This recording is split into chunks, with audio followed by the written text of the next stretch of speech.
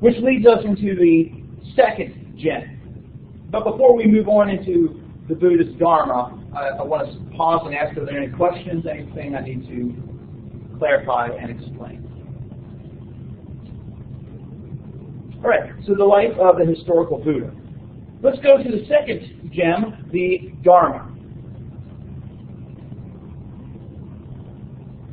Most people would date this age of enlightenment around 35. All right, so he is 6 years looking for enlightenment.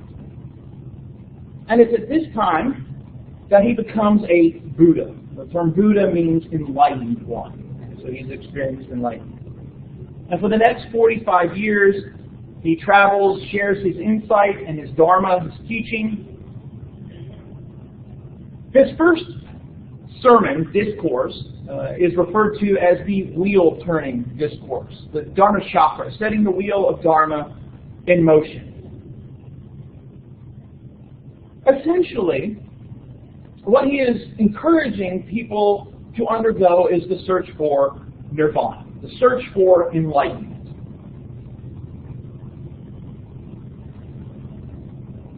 And specifically, as we've already said, that this enlightenment, this nirvana, is found through this path of moderation shaped by the Four Noble Truths. The Four Noble Truths become a very key part of the Buddhist Dharma. They are four truths about the human condition, as the Buddha sees it, the way to escape that condition, and to achieve nirvana. It is supposedly the realization of these truths is what led the Buddha to become the Buddha.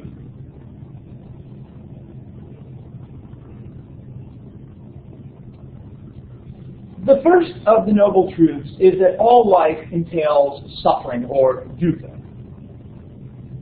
Again, you don't necessarily need to know the, in this case, Pali terms.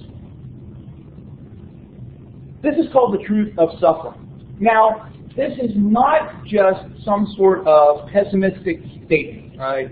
This is not the Buddha saying, oh, life is terrible, or oh, life is hard. No, instead, it's meant to be this clear recognition about the life being unsatisfying.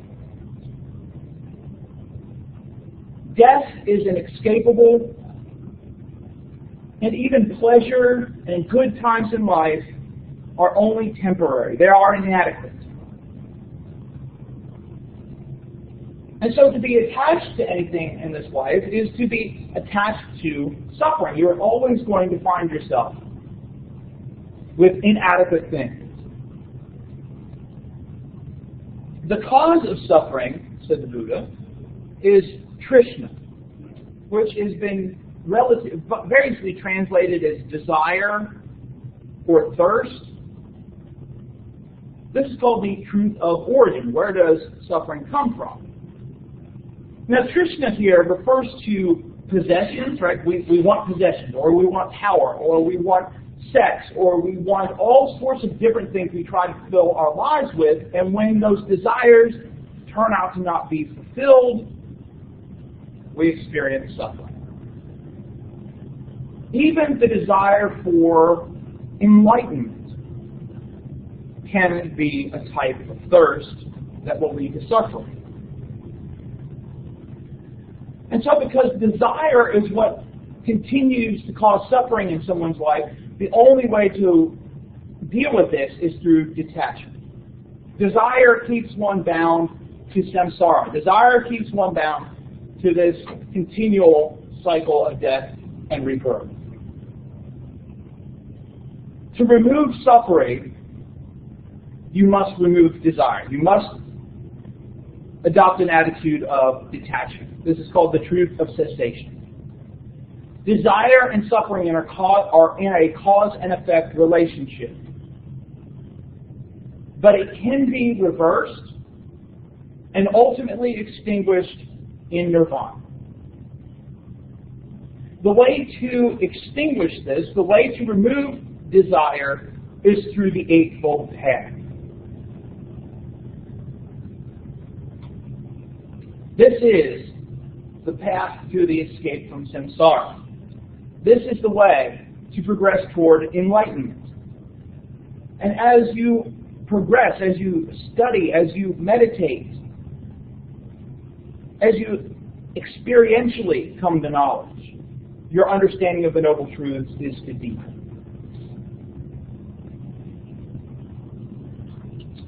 The Eightfold Path consists of 8 characteristics: right view, right intentions, right speech, right action, right livelihood, right effort, right concentration, and right mindfulness. You don't necessarily need to know these specific things. Instead, I want you to see how they're kind of grouped into sets, into 3 sets. Ethical compassion, mental discipline, and wisdom. Right? So ethical compassion, right view, right intentions, mental discipline, right speech, right action, right livelihood, right effort, right concentration, right mindfulness is mental discipline, and then wisdom, one of those things. Ethical compassion, right speech, right action, right livelihood. Mental discipline, right effort, right concentration, right mindfulness. Wisdom, right view, right intentions. One more time. Ethical compassion, right speech, right action, right livelihood. Mental discipline, right effort, right concentration, right mindfulness. Wisdom, right view, right intentions. Now, right here doesn't necessarily mean something having the correct view or having the correct speech, but instead refers to being skillful at speech, skillful with respect to mindfulness. Encouraging the maturity, right, a deepening of all of these things. When it comes to right speech, it would be things like avoiding lying, avoiding gossip, any sort of frivolous speech.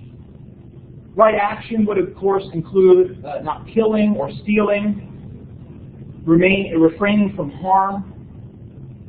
Right livelihood is a recognition that in your career, you should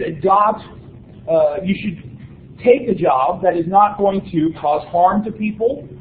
It's not going to take advantage of people.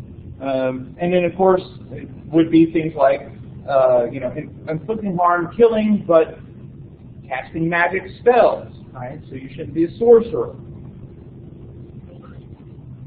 Right effort, mindfulness, and concentration refer to Buddhist meditation practices. Right effort here refers to the ideas of engaging in effort to clear the mind, being able to experience that mindfulness, which is Buddhist meditation, which would cultivate detachment. Right concentration refers to advanced meditation. And all of this then brings about right views of the Noble Truths, and then right thoughts and intentions, shaped by detachment from hatred and cruelty. But all of these, of course, are interconnected and should be thought of as circular, that as you become more skillful in these things, it will lead you to be more skillful in others. But they're also interconnected. Moral progress, right speech, action, livelihood. Moral progress is essential for the appropriate meditation. Right? So you can't meditate properly if you're not living ethically. And that right meditation is needed in order to have insight. Of course, insight will lead you to be better morally as well. And so they're kind of circular and supporting each other.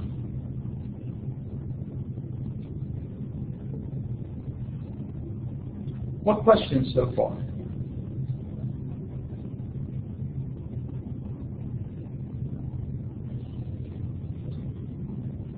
It appears like many other prominent religious teachers, the Buddha did not write anything down. Or if he did, it's been lost to history. And again, much like many other religious teachers, a lot of what he taught was shared orally with his disciples, his followers, that was then passed on through communities. However, around the 1st century CE, or the 1st century AD, monks started copying down the Buddhist teaching. It appears that there were a variety of famines that led to the death of many monks. And so the number of monks is going down, and so there's this concern. If we don't write these things down, they will pass out of history. And so, at least according to the traditions, they wrote down the Buddhist teaching on palm leaves, and then took those palm leaves and separated them into 3 different baskets, based on what they were about. And so this set of scriptures is referred to as the Tripitaka, or the 3 baskets.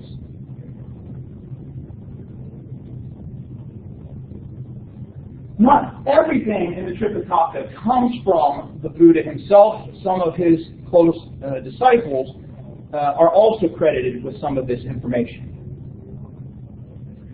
The first basket that they threw palm leaves into was the sutra basket, or discourses. Essentially, these were talks, we might use the term sermons, by the Buddha or his early disciples, but they weren't necessarily always formal. Much like Jesus, much like Socrates, other people like that, usually a lot of these things were in response to questions. So people would ask the Buddha a question, or they would ask one of the Buddha's disciples a question, and then that person would pontificate. Well, those types of writings went into the sutra basket. The second of the baskets was the Vinaya, or monastic discipline basket. Guidelines about how to live as a monk or a nun. Rules about the Sangha, the community. It also included stories about how and why the Buddha instituted these rules. The third basket within the Tripitaka was the Abhidharma, the additional teachings. Essentially, these are more philosophical texts about the nature of reality, the nature of the self, what consciousness was. And they tend to be more of information and talks and ideas given by early Buddhists rather than the Buddha himself.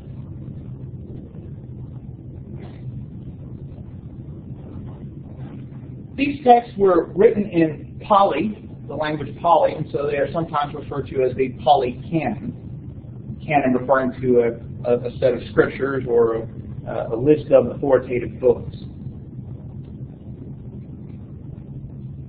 Because of the influence of Pali on a lot of early Buddhism, there are some cases where things are slightly different.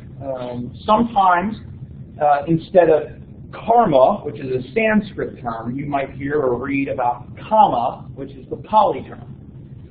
Dharma, dhamma, similar types of things. And it's because of both languages being used in early Buddhism.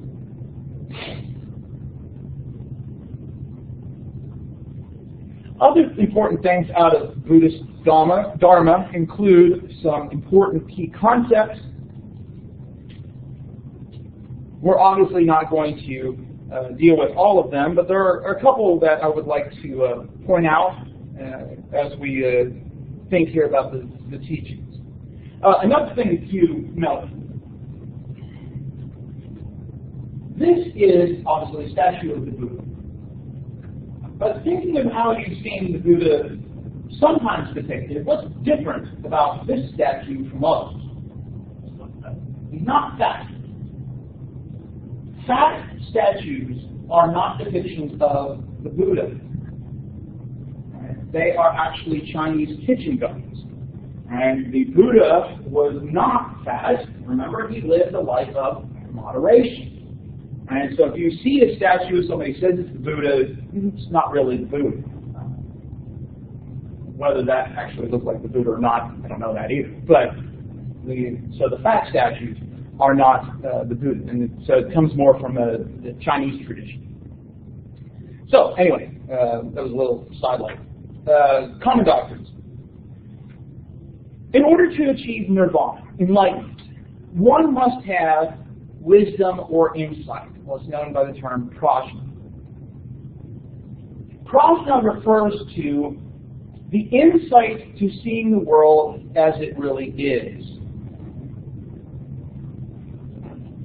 Particularly seeing the world as made up of suffering and impermanence.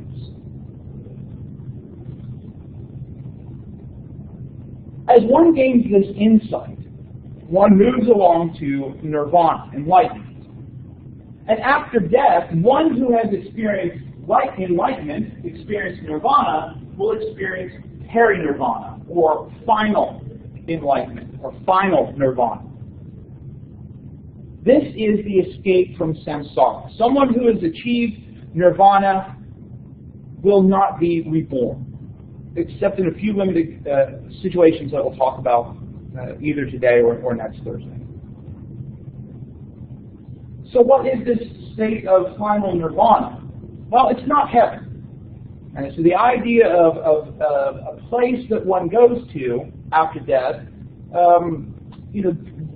isn't the same kind of concept like we would think in the monotheistic.